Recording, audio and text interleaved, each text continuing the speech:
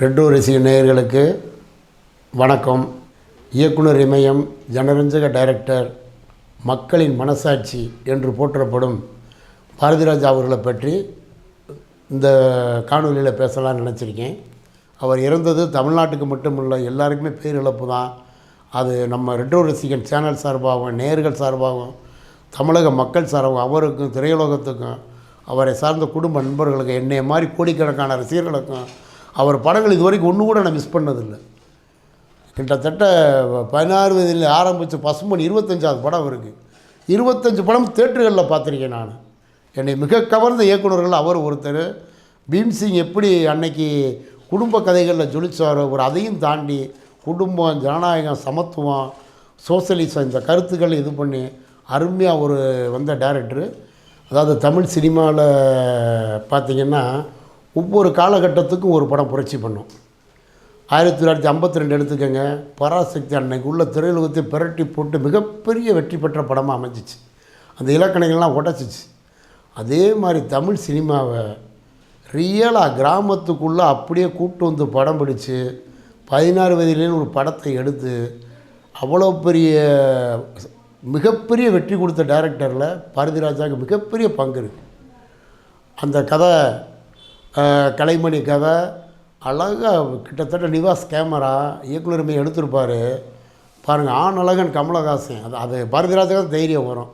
ஏன் அதை சொல்கிறேன்னா, அவ்வளோ பெரிய அழகான கமலஹாசனை கோமணம் கட்டி வெத்தலை போட்டு கொதன்னு பார்க்கவே கன்றாவி ஆக்கி சப்பானி நடிக்க வச்சு அந்த படம் மிகப்பெரிய ஹிட்டாச்சு. அப்படி அடுத்து பாருங்களேன், அடுத்து 78 அடுத்த வருஷம் ஒரு படம் வருது.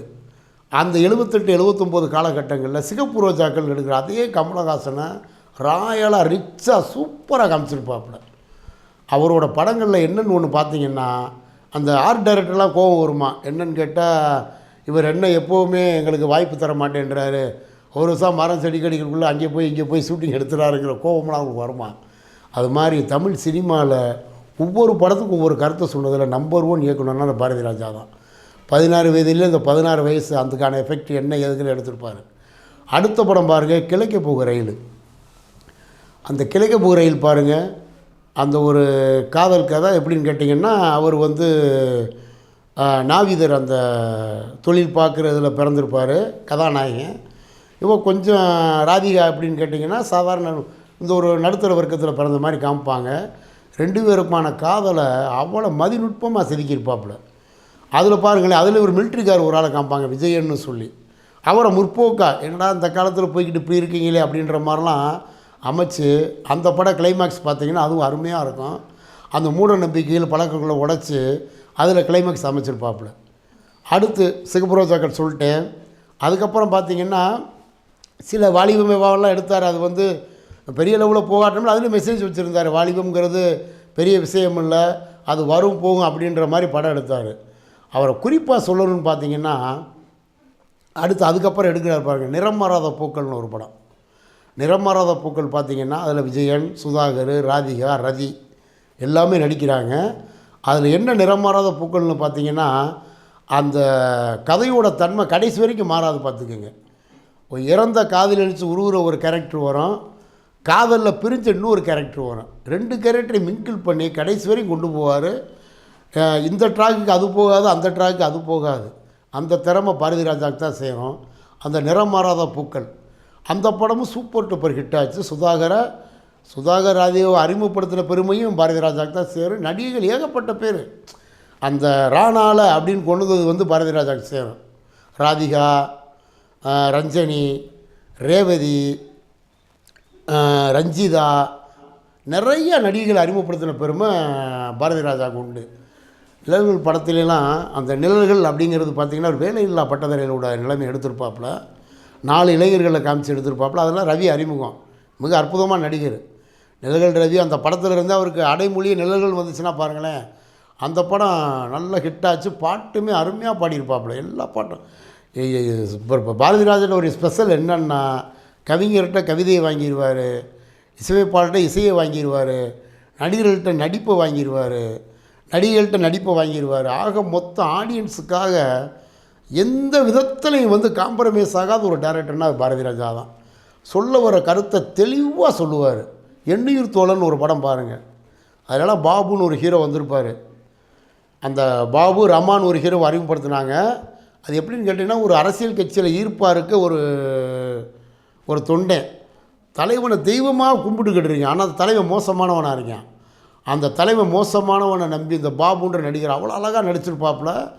அவர் எப்படின்னு கேட்டிங்கன்னா, அடுத்தடுத்து டூப் போடாமல் நடித்து கீழே விழுந்து ஆக்சிடென்ட் ஆகி நடிக்க முடியாமல் போயிட்டார்.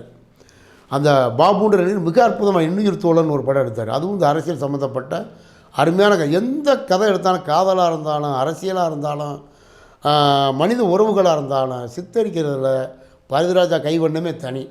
அதுக்கப்புறம் குறிப்பாக நம்ம சொல்லணும்னா, ஒரு கைதின் டைரின்னு ஒரு படம். அதுவும் ஏறக்குறைய பார்த்திங்கன்னா, அந்த அரசியல் தலைவரை உயிராக நினைக்கிற ஒரு தொண்டன், அந்த தொண்டை மனைவி மேலே இந்த அரசியல் தலைவர் ஆசைப்படுவான். அவனை ஊரே கொண்டாடும், பட் அவனை யாருமே கொல்ல முடியாது. அப்படிங்கும்போது அது கமலஹாசன் கடைசியாக வந்து அவரை கொன்று முடிக்கிற மாதிரி அந்த கதை கைதின் டைரின்னு சொல்லி அதுவும் சூப்பர் டூப்பர் ஹிட் ஆச்சு.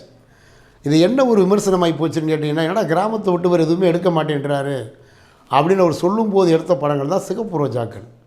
சிகப்பு ரோஜாக்கள்லாம் பார்த்திங்கன்னா ஒரு ஆங்கில படத்துக்கு இணையாக இருக்குங்க. மியூசிக் எல்லாமே, சீனு அமைச்சிருக்கிறது, டைலாக் டெலிவரி, அதில் அமைஞ்சிருக்க காஸ்டியூம்ஸு, அந்த நடிகைகள், அந்த எடுத்திருக்க விதம், அந்த சிறைச்சாலையாக இருக்கட்டும், வீடாக இருக்கட்டும், அவர் எந்த செட்டும் போடாமல் தான் அந்த கலை இயக்குனருக்கெல்லாம் பாரதிராஜா கோபம் ஏன் வருதுன்னா, ரியலாகவே செட்டிங்ஸ் போடாமையே படம் எடுக்கிறதுல கில்லாடி வந்து பாரதிராஜா. அதில் ஒரு மாற்றமே கிடையாதுன்னு சொல்ல வர கருத்து. அந்த மாதிரி அந்த படத்தை எடுத்து காமிச்சார். அதுக்கப்புறம் டிக் டிக் டிக்னு ஒரு படம் கமலை வச்சு தான் எடுத்தாப்புல. ஏறக்குறைய ஹாலிவுட் தரத்துக்கு இணையாக எடுத்து சுகப்பிரியாவில் போட்டு அது பயங்கரமாக சூப்பர் டூப்பர் ஹிட்டாகி ஓடின படம். அதுக்கப்புறம் குறிப்பாக அவங்களுக்கு சொல்லணும்னா கருத்தமான ஒரு படம், அதை விட்டு பேசவே முடியாது. ஒரு அதாவது தென் மாவட்ட பூமி தென்னகம் எப்படின்னு உங்களுக்கு தெரியும். இன்றைக்கி வரைக்கும் சொல்கிறாங்க, இந்த பெம்பளை பிள்ளை பிறந்தா அவ்வளோதான், கள்ளிப்பால் கொடுத்து கொள்கிற ஒரு சீனில் அந்த அந்த கான்செப்டை வச்சு அந்த கருத்தமாக எடுத்துகிட்டு பாருங்க. அந்த பெண் பிள்ளைகள்னால அந்த குடும்பத்துக்கு எவ்வளோ பேரும் புகழும் வருது. அந்த பெண் பிள்ளைகள் தெய்வத்துக்கு சமமானவங்க எப்படி இருக்காங்கன்னு சொல்லி ஒரு தகப்பன் கேரக்டர் சித்தரித்து அதை அந்த கருத்தமான்ற படத்தில் அவ்வளோ அழகாக செதுக்கியிருப்பாப்புல. சொல்ல வர கருத்துக்களை கவிதை நயமாக, கலை நயமாக, கேமரா சினிமா பார்க்குற மாதிரி இருக்காது. நம்ம அப்படியே ட்ராவல் பண்ணுற மாதிரி இருக்கும். ஒரு படம் பார்த்திங்கன்னா அந்த லொக்கேஷனுக்கு நம்ம போன மாதிரியே இருக்கும். அப்படி கூப்பிட்டு போகிற திறமை பாரதிராஜாவுக்கு இருந்துச்சு. அதுக்கு தூதா இளையராஜா இசை அமைஞ்சிச்சு, வைரமுத்து கவிதைகள் கிடச்சிச்சு. அதே மாதிரி அவர் கண்ணனின் கண்களை எடுத்து செல்கிறேன்னு சொல்லுவார். அந்த கண்ணன் யாருன்னு கேட்டிங்கன்னா, அப்போ இவரை மாதிரி புரட்சி பண்ண பீம்சிங் ஒரு டைரக்டர் இருக்கார். பானா வரிசை படங்கள்லாம் எடுத்து தமிழ்நாட்டு மக்கள் கலாச்சார பண்பாடை தூக்கி நிப்பாட்டின ஒரு டைரக்டர் பீம்சிங். அவரோட பையன்தான் பி கண்ணன் அப்படின்னு.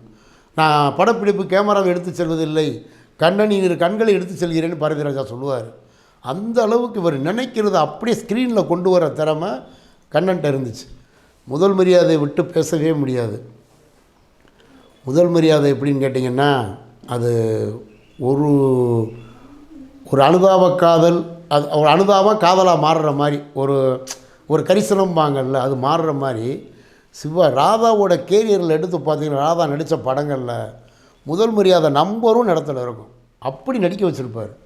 சிவாஜியவே வேறு ஒரு பரிமாணத்துக்கு கொண்டு போன பெருமை பாரதிராஜாவுக்கு உண்டு. அதுக்கப்புறம் தான் கமல் தேவர் மகன்லாம் கொண்டு வந்தார். அந்த பரிமாணத்தை மாற்றி அப்போ பூரா பார்த்திங்கன்னா சிவாஜிக்கு படங்கள் பார்த்திங்கன்னா அப்பா மயன் பேரன் பேத்தி இப்படி நடிப்புகள் அதை அப்படியே மாற்றி ஒரு நூல் பிசையிருந்தாலும் அந்த படம் வேறு மாதிரி ஒரு எண்டுக்கு போயிருக்கும். ஒவ்வொரு அதை பார்த்து சரி இன்றைக்கி நீங்கள் பாருங்கள், இன்னும் 100 வருஷம் கழித்தாலும் அப்படி ஒரு படம் இனிமேல் தமிழ் துறையில் வர்றது அபூர்வம் தாங்க. அப்படி செதுக்கியிருப்பாப்புல. அந்த மாதிரி ஒரு படம் முதல் மரியாதைன்னு ஒரு படம். அதுக்கப்புறம் நீங்கள் பார்த்தீங்கன்னா பசும்பொண்ணு ஒரு படம். எல்லாம் பசும்பொன் அப்படின்னு பசும்பொன் ஞாபகம் வரும், முத்துராமலிங்க ஞாபகம் வரும். அதெல்லாம் தப்பு கிடையாது. அந்த ஜாதி சனத்துக்குள்ளே அந்த பண்பாடுக்குள்ளே பசும்பொன்னா என்ன அப்படிங்கிறத அவர் அதில் சொல்லியிருப்பார். அந்த பசும்பொன் படத்தில் பார்த்தீங்கன்னா கடைசியில் கிளைமாக்ஸ் போடும்போது போடுவார் பாருங்களேன், அழகாக என்ன சொல்லுவார்னா, எவன் ஒருவன் தாய்மைக்கு தலை வணங்குகிறானோ, எவன் ஒருவன் விதவைக்கு வாழ்வு கொடுக்குறானோ அவனே மண்ணின் பசும்பொன்னு முடிப்பார். அந்த தைரியம்லாம் பாரதிராஜாவுக்கு தான் வரும். அழகில் ஓய்தல் படமே ராதாவுக்கும் கார்த்திக்கும் முதல் படம் அதுதான். அழகில் படம்லாம் அவர் படம் எல்லாமே வசூல் தான். அதில் கம்மியான வசூல் பார்த்தீங்கன்னா தான் இந்த வாலிபமே பாபா இப்படி படங்கள்லாம் உள்ள வருமே ஒழிய பூராமே 100 டேஸ் படங்கள் தான் சூப்பர் டூப்பர் ஹிட்டான படங்கள் தான். அந்த அலையுழுவதில் கிளைமேக்ஸ் நீங்கள் பாருங்கள், அந்த தைரியம் யாருக்குமே வராது. எனக்கு தெரிஞ்சு பீம்சிங்க்கு அடுத்து அந்த தைரியம் வந்து பாரதி ராஜாட்ட தான் இருக்குது. அந்த பீம்சிங் படம் பாவமணி பார்த்தீங்கன்னா ஒரு முஸ்லீம் தர்மசாலாவில் ஒரு ஐயர் உட்காந்து மருந்து அரைச்சிக்கிட்டு இருப்பார். ஐயர் குரான் படிப்பார், இவர் முஸ்லீம் பைபிள் படிப்பார், கிறிஸ்டின் வந்து பகவத்கீதை படிப்பார். கிறிஸ்டின் முஸ்லீம் அளவு பண்ணுவாங்க, கிறிஸ்டின் இந்து அளவு பண்ண இப்படி ஒரு காதல் கதையை அருமையாக இருந்து சூப்பர் பாவம் மன்னிப்புன்னு சூப்பர் டூப்பர் கிட்டு கொடுத்தாரு. அதுக்கு அதை காட்டில் கூர்மையாக செதுக்கியிருப்பார் அலைகள் ஊதியில். கிளைமேக்ஸில் ஊரே திரண்டு நிற்கும். அப்போ அந்த ஊர் மக்கள்லாம் பாரு, நீ இந்து, நீ கிறிஸ்டின்னு, நீ காதலிக்கக்கூடாது, ஒத்துக்கிற மாட்டோம்னு சொல்லும்போது அப்போ ஒரு டைலாக் வச்சுருப்பார் பாருங்கள், எங்கள் காதலுக்கு இந்த மதம் அடையாளம் ஒரு இதுன்னா நாங்கள் அதை அறுத்தறிஞ்சுனா ஒரு பூணூல் அறுத்தறிஞ்சிட்டு அதை சிலுவையை தூக்கி எறிஞ்சு 2 பேர் நடந்து போவாங்க, வைகரையை நோக்கின்னு போடுவார். அதில் அந்த தைரியம்லாம் அவருக்கு தான் வரும். அடுத்து ஒரு மிக முக்கியமான படம் வேதம் புதிது. சத்யராஜ் நடித்த படங்களில் எனக்கு தெரிஞ்சு அவ்வளோ மெச்சூரோட நடிப்பு அவர் கொடுத்ததே இல்லைங்க. அருமையான படம். அந்த வேதம் புதிது படத்தில் பார்த்திங்கன்னா ஒரு சங்கராச்சாரிய மாதிரி ஒரு சாமியை காமிப்பாங்க, பல்லக்கில் தூக்கிட்டு வருவாங்க, சின்ன பையன் ஒரு ஐயரை விட்டு பையனை காமிப்பாங்க. அப்போ பல்லக்கில் தூக்கிட்டு எல்லாம் வருவாங்க. அப்போ அந்த சின்ன பையன் பார்த்து கேட்பான், ஜனகராஜ் அவங்க அப்பா பெரிய ஐயர் அவர்கிட்ட கேட்பான், என்னப்பா அவர் இப்படி பேர் தூக்கிட்டு வர்றாங்களே என்ன அப்படின்னு கேட்கும்போது அவர் சொல்லுவார், அதான் வசனம் பாரதி ராஜாங்கிறது அதுதான், நீண்ட தூரம் பயணமும் இல்லையோ அவருக்கு சிரம பரிகாரமாக இருக்கும்ல, மேல் வழியாக இருக்கும்ல, அதனால தான் தூக்கிட்டு வர்றாங்கன்னு அந்த பையன் கேட்பான் பாருங்கள், அதுதான் பாரதி ராஜா பஞ்சுங்கிறது. அப்போ தூக்கிட்டு வரவங்களுக்கு கையால் வலிக்காதான்னு கேட்பான். அதை அந்த சாமியார் கேட்பார். கேட்டுட்டு பல்லக்கிலேருந்து இறங்கி முகத்தையே காமிக்க மாட்டாங்க, அருமையாக எனக்கு பல்லக்கு வேணால் நடந்து போகிற மாதிரி சீன் அமைச்சிருப்பாங்க. இந்த மாதிரி துணிச்சலான முடிவுகளை படத்தில் சாதாரணமாக சொல்லி மக்களை ரசிக்க வச்சு வெற்றி கொடுக்குறதுல நம்பர் 1 பாரதி ராஜா. அவரை பற்றி இன்னும் சொல்லிக்கிட்டே இருக்கலாம். கிழக்கு சீமையிலேன்னு ஒரு படம் எடுத்தாங்க, ஏஆர் ரகுமான் வந்து ரோஜாவில் பிரபலமாக இருக்கலாம், வரிசையாக நிறையா ஹிட் படங்கள் கொடுத்துருக்கலாம். ஆனால் ஏஆர் ரகுமானை கிராமத்தில் ஒன்று போட வச்ச பெருமை பாரதி ராஜாவுக்கு தான் சேரும். கிழக்கு சீமையில் ஒரு அண்ணன் தங்க பாசம், அதாவது பாசமலர் மாதிரி அந்த அண்ணன் தங்க கதைக்குள்ள மாமை மச்சின உறவு இன்றைக்கு வரைக்கும் விசேஷ வீடுகளில் அந்த பாட்டை போட்டு தான் பாட முடியும். அப்படி ஒரு பாட்டை கொண்டு வந்த பெருமை ஏஆர் ரகுமான். பட்டி தொட்டி தாய்மாமன் ஒருவன் சித்திரிக்கிற பாட்டு, அந்த பாட்டு வச்ச பெருமையும் கிட்டத்தட்ட பாரதி ராஜாவை தான் சேரும். கிழக்கு சீமையிலே, பசும்பொண்ணு, ஏகப்பட்ட படங்கள் எடுத்திருக்காப்புல. அதுக்கப்புறம் கூட கிட்டத்தட்ட காஜல் அகர்வால்லாம் படம் பலதை சொல்லுவாங்க. காஜல் அகர்வாலுக்கு படம் பாரதி ராஜா பொம்மலாட்டம் தான். அந்த பொம்மலாட்டத்தை நானே படேகர்னு ஒரு வடநாட்டு நடிகரை நடிக்க வச்சாப்புல, நானா படேகர்னு சொல்லி. அந்த நானா படேகர் என்னென்னா அதில் ஒரு கதாநாயகி அறிமுகப்படுத்தினாப்புல. அது என்ன செய்வார்னா, ஒரு ஆணை வந்து பெண் வேடம் போட்டு, அது திருநங்கை மாதிரி இருக்க ஒரு ஆணை பெண் வேடம் போட்டு உலகமே கொண்டாட நடிகையாக உருவாக்குவார். ஒரு டேரக்டர் நினச்சா என்னன்னாலும் செய்யலாம் அப்படிங்கிறதுக்கு அந்த நானே படேகர் கேரக்டர் வச்சுருப்பாங்க. அர்ஜுன்லாம் அதில் வருவாப்புல. பொம்மலாட்டம்னு ஒரு படம், அதுவும் அற்புதமாக எடுத்துருப்பார். இன்றைக்குள்ள சொல்கிறேன் பாருங்கள், கிட்டத்தட்ட 77 ஆரம்பித்து அவர் கிட்டத்தட்ட 2000 வரைக்கும், 99, 2000, 2005 வரைக்கும் ஒரு 30 ஆண்டுகள் வந்து அவரோட திரையுலக வாழ்க்கை இருக்குது பாருங்கள். ஒவ்வொரு காலகட்டத்துக்கு தகுந்த மாதிரி அப்டேட் ஆகிட்டே வருவார். அதான் பாரதி ராஜா. அவர் ஒரு சிறந்த டெக்னீஷியன், சிறந்த ஒரு இசை ஞானம் உள்ளவர். இதை நான் ஏன் சொல்கிறேன்னா, இளையராஜா இசையமைத்தால் தான் ஹிட் ஆகும் அப்படின்னு இருந்த காலகட்டங்களில் இவங்க 2 பேரும் சேரல, அவர் என்னத்தை பண்ண போகிறான்னு சொன்ன காலகட்டத்தில் தான் வேதம் புதிது, தேவேந்திரன் ஒரு இசையமைப்பாளர், கொடி பிறக்குதுன்னு சூப்பர் ஸ்டார் ரஜினியை வச்சு படம் கொஞ்சம் தோல்வி அடைஞ்சிருச்சு. ஆனால் பாட்டு சூப்பர் டூப்பர் ஹிட்டு. அம்சலேக்கான ஒரு மியூசிக் டைரக்டரு, கிழக்கு சீமையில் AR Rahman music director, Karuthamma AR Rahman, அப்படி போட்டு ஹிட்டாகினவர். அவர்னால தான் இல்லாமல் தன்மேலே தன்னம்பிக்கையாக வாழ்ந்த ஒரு இயக்குனர்னால் அது அவர் தான். அவர் சொல்படி தான் எல்லோரும் நடக்கணும் அப்படின்னு அவர் நினச்சது வர்ற வரைக்கும் விட மாட்டான்னு சொல்லுவாங்க. அவ்வளோ தத்துவம் எடுக்கக்கூடிய டைரக்டரு. அவர் பிரிவால் இழந்து வாடும் திரையுலகிற்கும் அவரது குடும்பத்தாருக்கும் தமிழக மக்களுக்கும் ரெட் ரோஸின் நேயர்கள் சார்பாகவும் எனது சார்பாகவும் என் இதயங்கணிந்து அஞ்சலி செலுத்தி விடைபெறுகிறேன். நன்றி, வணக்கம்.